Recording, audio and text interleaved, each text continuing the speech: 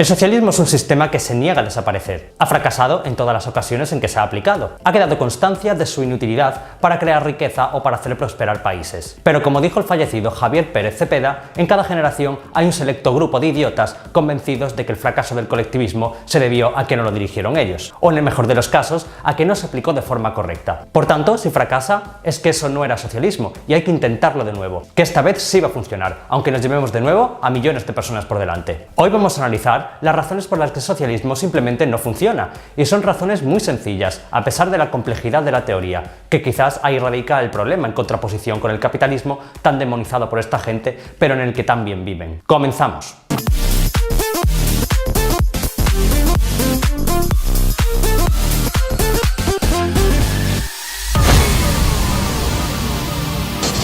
Los socialistas no cejan en su empeño por destruir países, y es que no importa cuántas veces ocurra, que siempre habrá algo que puedan hacer más para destrozar la sociedad. He elegido 7 razones, pero podrían ser muchas más, y que podrían resumirse en el teorema de la imposibilidad del socialismo de Ludwig von Mises, que también fue desarrollado por economistas como Hayek. Vamos con la primera razón. La primera razón por la que el socialismo es un fracaso radica en la propia esencia del socialismo. A diferencia del capitalismo, el socialismo es un sistema creado por una persona. Hablamos del socialismo científico de Karl Marx, como fase previa al comunismo. El hecho de pretender implantar en todo un estado o en el mundo entero los pensamientos que a un señor se le ocurrieron en la barra de un bar y que jamás puso un pie en una fábrica, es el primer error y la primera razón por la que el socialismo es un absoluto fracaso. El capitalismo, en cambio, es un sistema económico y social que se ha desarrollado junto al ser humano. Nadie lo escribió o lo implantó en un momento determinado. Surge de las relaciones humanas a lo largo de la historia. Ha surgido, como he dicho, del conjunto de la sociedad sin que nadie lo impusiera o lo implantara. Como mucho se ha teorizado sobre él como Adam Smith con la riqueza de las naciones. Solo se puso el nombre al conjunto de relaciones económicas que a lo largo de la historia el hombre había ido desarrollando como parte de su naturaleza. Hasta que llegó Karl Marx y, cansado de ser un fracasado y un borracho, pensó que la causa de esos problemas era el sistema económico en el que vivía y decidió inventarse uno basado en el parasitismo social que a él tanto le gustaba. Y así pensó que como él no era capaz de crear ningún tipo de riqueza, lo mejor era que los trabajadores se apoderaran de los medios de producción que un empresario había puesto ahí invirtiendo su dinero, pues consideraba injusto que un empleado no recibiese los beneficios que generaba su trabajo, en lugar de un salario por parte del empresario, lo que se conoce como la plusvalía. Vamos, que tú te haces empresario, te gastas 1 millón de euros en montar una empresa con sus medios de producción, arriesgando tu capital, y no solo tienes que repartir los beneficios, sino que tienes que darle la fábrica a los trabajadores. Hazte empresario marxista. Lo mejor es que su teoría corrió como la pólvora entre todos los que eran como él, pues en una época en la que en el analfabetismo estaba a la orden del día, presentar un nuevo orden mundial basado en la dictadura de los trabajadores y en el que toda la riqueza era repartida a partes iguales independientemente de lo que uno produjera, era muy atractivo. Y así llegó Lenin, que fue el primero en poner en práctica este sistema y que, muy listo él,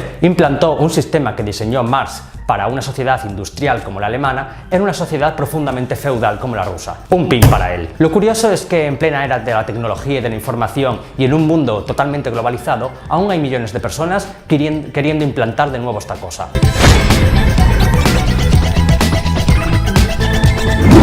La segunda razón del fracaso del socialismo, y quizás la principal, es que niega la naturaleza del ser humano. El ser humano es un ser individual. Cada uno de los 7.000 millones de personas que habitan la Tierra somos distintos unos de otros. Tenemos deseos, ambiciones y mentes distintas. El afán de la competitividad y de la superación es algo inherente en nuestra especie. Y el socialismo corta de raíz todo esto en pro de una igualdad inalcanzable y por el bien de la comunidad, lo que viene siendo el colectivismo.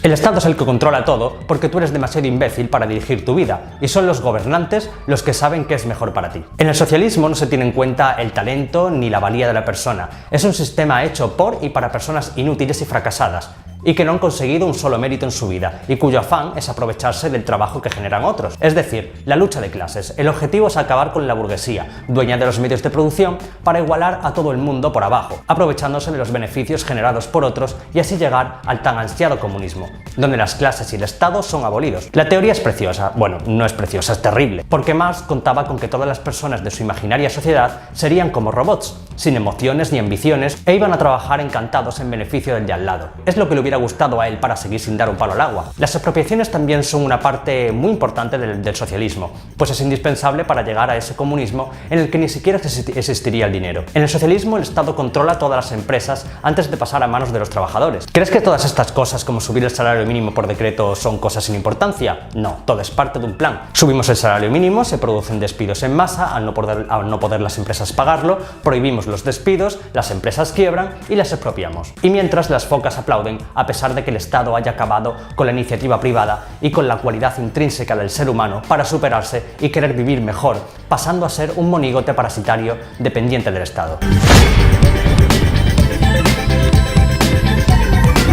Y así llegamos a la siguiente razón por la que el socialismo fracasa siempre: la falta de libertades y la represión. La libertad es quizás la característica más puramente natural de las emociones humanas y de los seres vivos en general. De hecho, el mayor castigo que se le puede infligir a una persona después de la muerte es la privación de libertad.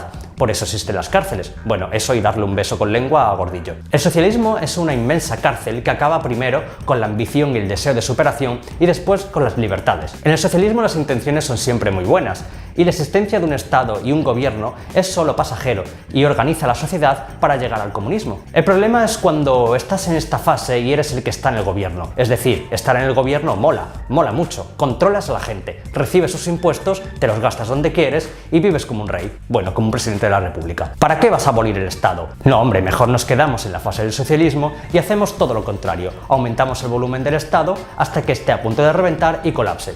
Y como todos sabemos, cuanto más Estado, menos libertad. Y así surge la represión y la falta de libertades. Pues el momento en el que fracasa el socialismo es aquel en el que los dirigentes socialistas y Marx no contaban con la naturaleza del ser humano y su ansia de libertad. Y es cuando comienza a haber gente que no está de acuerdo con la forma de gobierno. Es entonces cuando el socialismo usa la fuerza y la represión. Así surgieron los gulags en Rusia, las checas en España, los campos de trabajo en Cuba o en Corea del Norte, para encerrar a todo disidente que no esté de acuerdo con el régimen. Esa es la razón por la que el socialismo solo se puede imponer mediante la fuerza y la violencia, a diferencia del capitalismo, que como he dicho surge de las propias relaciones humanas. Jamás ha habido un país socialista o comunista que no haya sido o sea una dictadura. La característica principal en el socialismo no es solo el control de la sociedad, sino también el control estatal de todos los sectores productivos de un país. Se machaca la iniciativa privada para garantizar esa manida igualdad que al final lo único que provoca es miseria. Querer implantar un férreo control del Estado en plena era de la globalización es la forma más perversa de querer aniquilar la sociedad que gobiernas. El control de precios, de la banca, de los medios de comunicación o de la supuesta gratuidad de todos los servicios es una característica intrínseca del socialismo. Los socialdemócratas de Podemos es justo lo que quieren: una banca pública para controlar el crédito y que las familias solo puedan endeudarse con el Estado, el control de los precios, donde es el Estado el que fija los precios de las cosas porque los considera abusivos y que lo único que provoca es al final escasez de productos, pues si limitas el precio del producto a esa empresa no le interesará vender allí y se marchará. Son soluciones fáciles que todo el mundo entiende a problemas complejos. Por ejemplo, ahora estamos viviendo la burbuja de alquiler. Los precios están desorbitados en los centros de las principales ciudades. ¿Cuál es la solución que te vendría primero a la mente? Limitar el precio de los alquileres como propone Podemos, ¿verdad? Es precioso, ya no van a subir más los alquileres porque el precio lo ha fijado el Estado. ¿Cuál es la consecuencia real? Que el propietario no va a sacar su vivienda en alquiler porque le sale más rentable venderla o alquilarla para vivienda turística, al no poder competir. De esta forma se produce escasez de vivienda de alquiler que provoca que la gente tenga que comprar en lugar de alquilar. Y se produzca entonces una burbuja hipotecaria debido a la escasez de inmuebles en alquiler. El control de salarios. Fijemos el salario privado a través del Estado porque 700 euros es un sueldo indigno. Así que vamos a subirlo a 900 euros o a 1000 euros, como quería Podemos.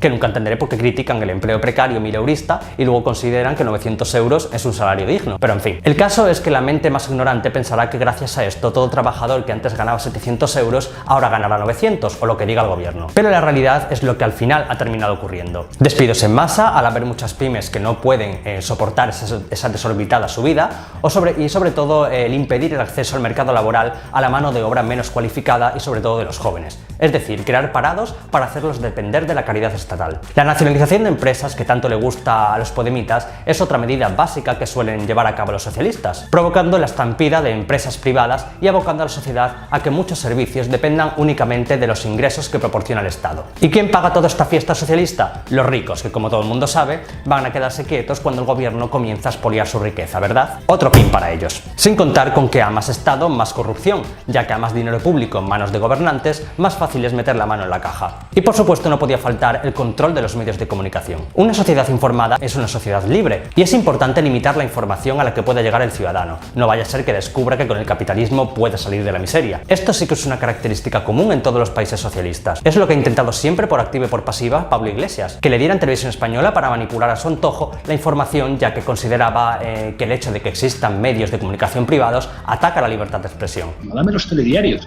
Dame los telediarios, uno de los 2 telediarios al día. Pablo Iglesias, Alberto Garzón y toda la pandilla comunista serían felices con cárceles llenas de periodistas de derechas. Me pido ser el primero en entrar.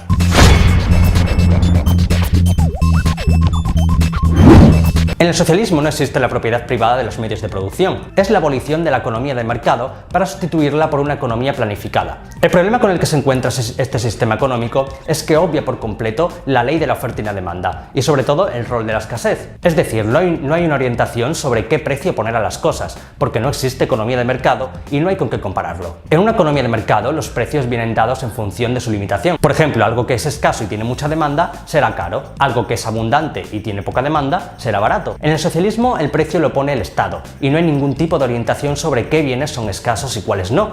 Por tanto, es imposible saber qué producción es rentable y cuál no. En el mercado capitalista está un aproximado de 1.899 bolívares fuertes. En la revolución, en el socialismo, está en 1.123. No, ese no es. No te digo, aquí vamos a borrar. Precio Super Chávez. Ponle Super Chávez. 857 bolos va a costar esto. 857 bolívares. Como he dicho, el dinero y la escasez no tienen ninguna relación para los socialistas. Y si falta dinero, se imprime más y no pasa nada. Los procesos de inflación son algo típico en el socialismo y en España lo defienden mentes tan brillantes como los Garzón. Un Estado que es capaz de crear su propio dinero y por lo tanto gastarlo en cualquier tipo de cosa que esté a la venta en ese dinero, ¿no? Si hay algo a la venta en euros y tú puedes crear euros, pues lo puedes comprar.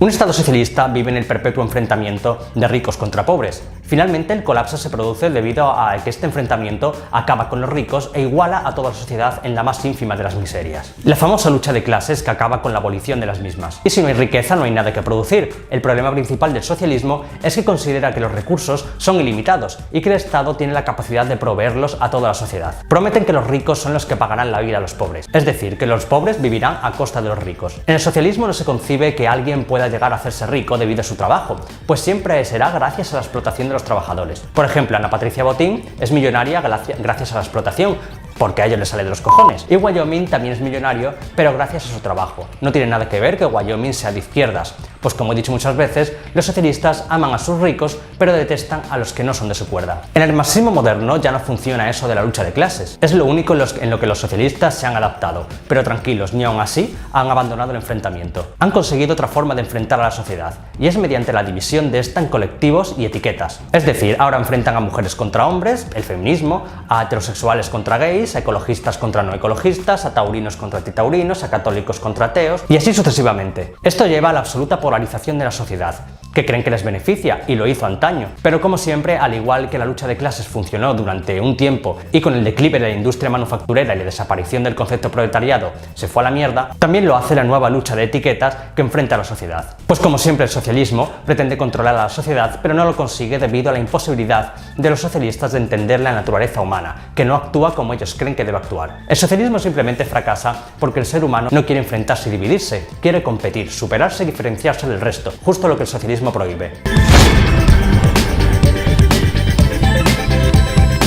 Y llegamos al punto más importante. El hecho que demuestra que el socialismo no funciona es simplemente que todos los que pretenden implantarlo viven en el capitalismo y disfrutan de él mientras someten a su población a hambrunas y miseria, u obligan a vivir de forma totalmente opuesta a lo que hacen sus líderes. Todos los líderes marxistas tenían una vida parasitaria parecida a la de Marx, así que normal que les atrajera el socialismo, pues es la ideología del holgazán y la holgazana. Desde Lenin, que prácticamente no trabajó en toda su vida y vivió de su madre hasta bien entrada la adultez, hasta que decidió que había que acabar con el régimen zarista y entonces pasó a vivir de la política, pasando por Fidel Castro, Hugo Chávez, Maduro o fijándonos más en nuestro país, a Pablo Iglesias, que ha vivido siempre del erario público trabajando 3 horas a la semana por 900 euros, Alberto Garzón, Errejón, Espinar, etc. Un sinfín de líderes que promulgan aquel dicho de haz lo que yo diga pero no lo que yo haga.